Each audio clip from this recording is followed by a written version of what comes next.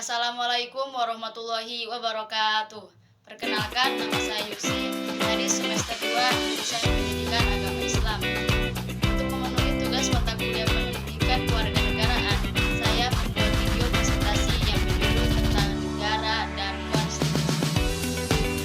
Latar belakang negara dan konstitusi. Secara umum, negara dan konstitusi merupakan dua lembaga yang tidak dapat dipisahkan satu dengan lain. Bahkan setelah abad pertengahan yang ditanda-tangani dengan ide demokrasi, dapat dikatakan tanpa konstitusi negara tidak mungkin terbentuk. Konstitusi merupakan dasar suatu negara. Dasar suatu negara yang berlandaskan kepada suatu konstitusi dinamakan negara konstitusi. Selanjutnya yaitu unsur-unsur dan sifat-sifat negara serta konstitusi negara Indonesia. Yang pertama, unsur-unsur negara. Yang dimaksud dengan unsur-unsur negara adalah bagian-bagian yang menjadikan negara itu ada.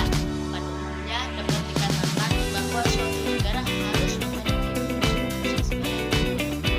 Yang pertama yaitu daerah atau wilayah. Yang dimaksud dengan wilayah negara adalah batas wilayah kekuasaan negara itu. Dengan lain perkataan, kekuasaan negara itu tidak berlaku di luar batas wilayahnya karena bisa menimbulkan sengketa internasional. Adapun wilayah dari suatu negara dapat dibagi atas wilayah daratan, wilayah laut atau perairan, dan wilayah udara. Karena wilayah darat dari suatu negara dibatasi oleh wilayah darat atau wilayah laut perairan dari negara lain. Bagian dari laut atau perairan yang termasuk wilayah suatu negara disebut laut atau perairan teritorial negara yang bersangkutan. Laut di luar perairan teritorial itu disebut laut bebas. Udara yang berada di atas wilayah darat dan wilayah laut perairan teritorial suatu negara termasuk di dalam wilayah negara. Unsur yang kedua yaitu rakyat. Adapun yang termasuk rakyat suatu negara adalah semua orang yang berada di wilayah negara itu. Rakyat merupakan unsur terpenting dari negara karena rakyatlah yang pertama kali berkehendak membentuk negara. Di dalam suatu negara, rakyat dapat dibedakan menjadi yang pertama penduduk dan bukan penduduk. Yang dimaksud dengan penduduk adalah mereka yang bertempat tinggal atau berdomisili di dalam suatu wilayah negara. Warga negara dan bukan warga negara atau warga negara asing. Yang dimaksud dengan warga negara adalah mereka yang berdasarkan hukum merupakan anggota dari suatu negara.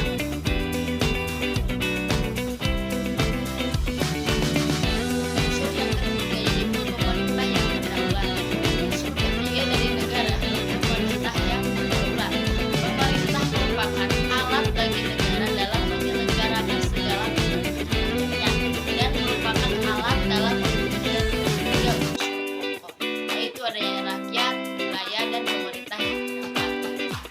Yang keempat adalah pengakuan dari negara lain. Dipandang dari sudut hukum internasional, faktor pengakuan sangat penting, yaitu dalam hubungan antar negara-negara. Karena sebelum suatu negara melakukan hubungan internasional, ia terlebih dahulu harus diakui oleh negara-negara lain. Pengakuan dari negara lain itu dapat dibedakan atas dua macam, yaitu de facto. Yang kedua yaitu sifat-sifat negara. Sifat-sifat negara yang pertama yaitu sifat monopoli. Monopoli berasal dari kata mono yang artinya satu dan poli yang artinya berkuasa. Jika sifat monopoli dikaitkan dengan negara adalah suatu hak tunggal yang dilakukan oleh negara untuk berbuat atau menguasai sesuatu untuk kepentingan dan tujuan bersama. Negara mempunyai monopoli dalam menetapkan tujuan bersama dalam kehidupan bermasyarakat. Yang kedua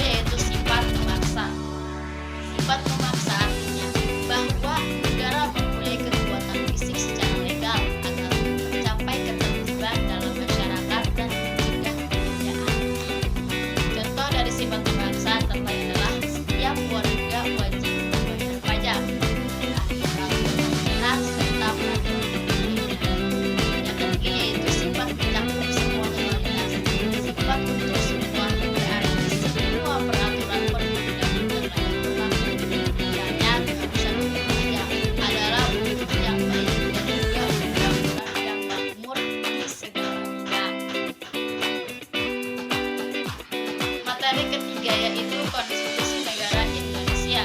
Pada bagian terdahulu telah dibahas sejarah dan pembentukan konstitusi.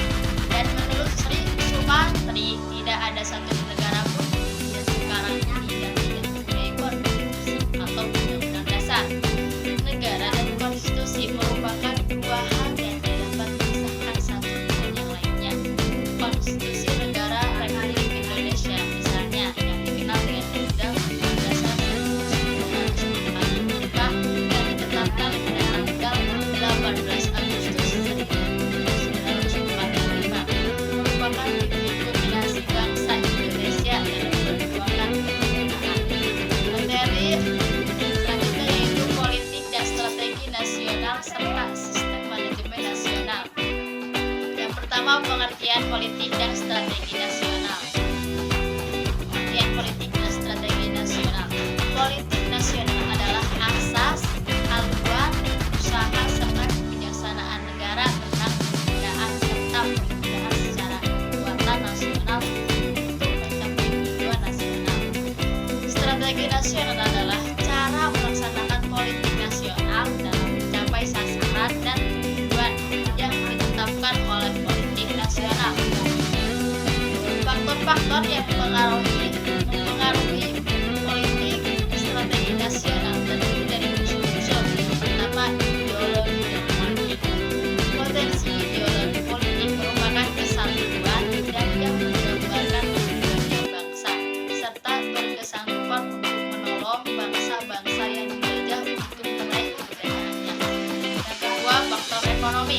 Kesuburan, kekayaan alam maupun tenaga kerja terdapat di Indonesia merupakan potensi ekonomi yang besar sekali, bukan saja nasional tapi juga untuk luar dunia. Faktor ketiga yaitu sosial budaya. Bangsa Indonesia yang terdiri dari banyak suku, bahasa, agama, dan adat istiadat lain mempersulit persatuan dan kesatuan bangsa. Mana bahaya perpecahan juga sekaligus komunisme dan rasialisme merupakan faktor selanjutnya yaitu HANKA. Perjuangan Indonesia adalah melahirkan negara Republik Indonesia dan dibutuhkan atas kita. Faktor selanjutnya yaitu ancaman. Ancaman adalah semua bentuk bahaya yang bersifat fatal, tantangan, dan efek negatif dalam kelangsungan. Konstitusi Negara Indonesia. Materi selanjutnya yaitu sistem manajemen nasional. Yang pertama, pengertian sistem manajemen nasional. Sismanas atau sistem manajemen nasional merupakan perpaduan tata nilai, struktur, dan proses untuk mencapai daya guna dan hasil guna sebesar mungkin dalam menggunakan sumber daya dan sumber daya nasional untuk mencapai tujuan nasional. Yang kedua, unsur, struktur, dan proses manajemen nasional. Secara sederhana, unsur utama Sismanas dalam ketatanegaraan. Negara sebagai organisasi kekuasaan berhak dan berperan atas pemilikan, pengaturan, pelayanan yang diperlukan dalam memberikan kebutuhan termasuk usaha, produksi, distribusi bagi publik. Bangsa Indonesia sebagai unsur pemilik negara berperan menentukan sistem nilai dan arah, haluan atau kebijaksanaan negara untuk landasan dan pedoman penyelenggara fungsi-fungsi negara. Pemerintah sebagai unsur manajemen atau penguasa berperan menyelenggarakan fungsi-fungsi pemerintah dan pembangunan ke arah tujuan nasional. Yang selanjutnya ketiga yaitu fungsi sistem manajemen nasional. Fungsinya yaitu dikaitkan dengan dampak kegiatan terpadu sebuah organisasi atau sistem dalam rangka pembenahan dan penyesuaian dengan tata lingkungannya untuk memelihara kelangsungan